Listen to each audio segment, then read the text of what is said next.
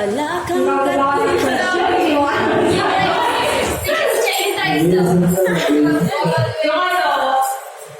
marami naman ang favorite, pero mas feel ko yung bubalihin ka sa awit kasi ang sarap-sarap sa feeling nung pinupuri yung Panginoon kahit minsan yung mga bilis-bigyan ng pinadala mo tapos kapag yun, kasi yung sa pamagitan ng, para sa akin kasi sa pamagitan ng pag-awit, parang nasasabi ko yung problema ko sa kanya.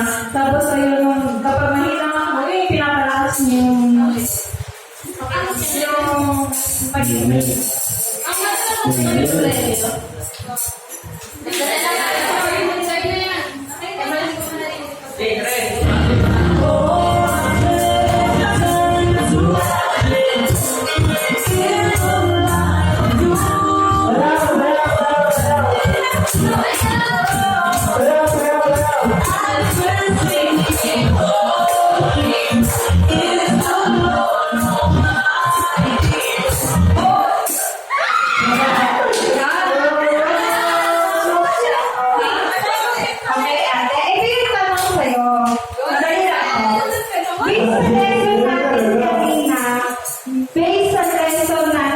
Ano ang natutunan mo? Base sa ating napag-aralan sa Lipan ng Diyos kanina, ang natutunan ko po ay huwag questionin ng Panginoon sa anuman mo ang kanyang mga utos, sapagkat ito ay may kaakibat po na plano para sa ating kinabukasan. Amen! Pagkakulit ng Panginoon, di ba? Napakabuti talaga ni Lord. Kaya okay,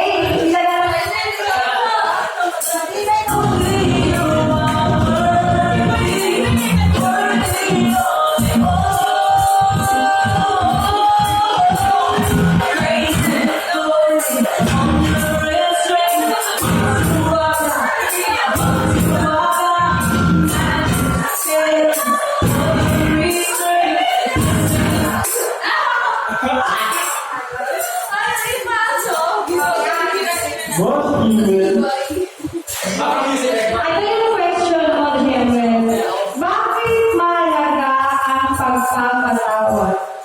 Amen. Praise God. Sa akin yung pagpapatawad kasi parang mabubunutan ka ng para sa lalamunan yun eh. Saka tiniig yung parang, pag kunyari, ano ba, patawad ka, pero, diba, patawad din yan, may nakatabla ng tropa. Patawarin mo siya, di pagkatiwala mo kay God, kasi si God ay, parang naman natin na nagdidisiplina pag makukulit. Kung sino talaga yung makulit doon sa dalawa na yun, sa lisigdigan at puso ng tao, kaya siya bahalang magtaking ba kung sumobra yung isa kaya inawin mo kasi. Pero bilang, halimbawa, sinalbahay ka ng kapwa mo, kagaya nga ng lesson natin, wala ba ito, no?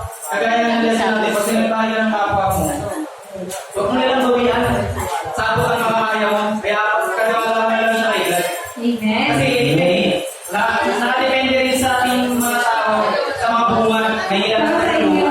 Hindi mo kayo ka. May kilala ka sa mga buwan nila. Kunyari, ang isang tao sa laki, pag lagi ka dumikit doon, nakikita mo siya ng bunga ng pagbalik-bag, di-distance ka na lang sa kanya. Mananaliwal ka. Pero kung okay yung bunga mo, marami po may sa pre-dealer mo kasi dahil sa bunga nila.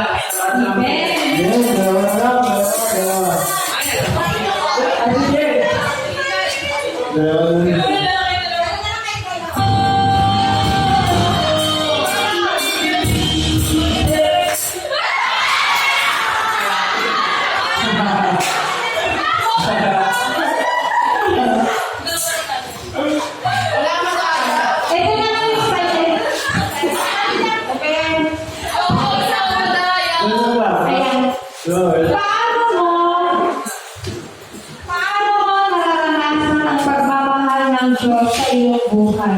Diba? Napakagandang tanong para sa iyo. Paano mo siya nararanasan? Paano mo nararanasan na mahal ka ng Diyos? Amen. Sabi niya, sabi ang pagmamahal, dahil sa araw-araw na pagpapala na ibinibigay sa kanya. Ibig po ba yun? Amen. Amen.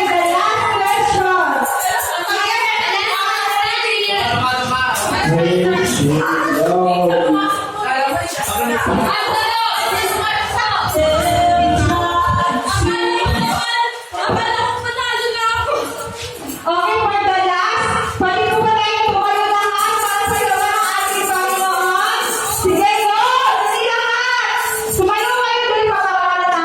si Lord sa pamamagitan ng pag-aaral natin sa kanyang pagsasayaw. Okay, music please! Nagiging ka na advertise sa advertise. Ikaw tayo na. Sige na, tinanong po natin kung paano tayo ng praise and worship. Nakikinig mo kayo na dyan.